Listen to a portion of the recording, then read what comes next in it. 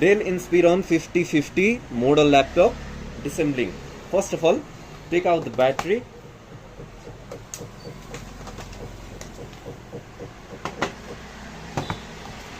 Open the top cover of the laptop and open the keyboard with this type of tool.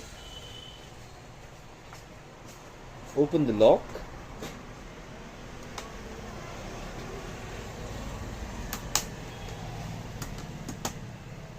Take out the keyboard and the connector. You have to open the connector like this and took out this strip. So I'm going to place it here. Unscrew the screws over here and here. There are 2 or 3 screws. 2 screws over here. You have to take out that. After taking out the screws,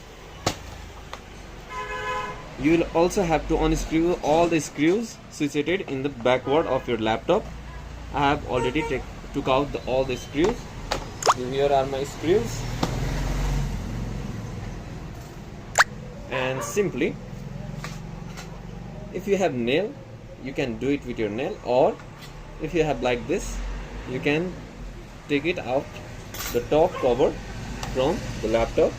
I am using my nail, so slightly I am sliding my nail all over the.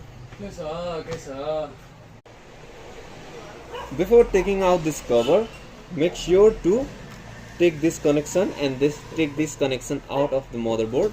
It is of power cable and it is of mouse pad. So I am going to lift it up like this, little bit screen, tilt your screen like this, and slowly take out this cover.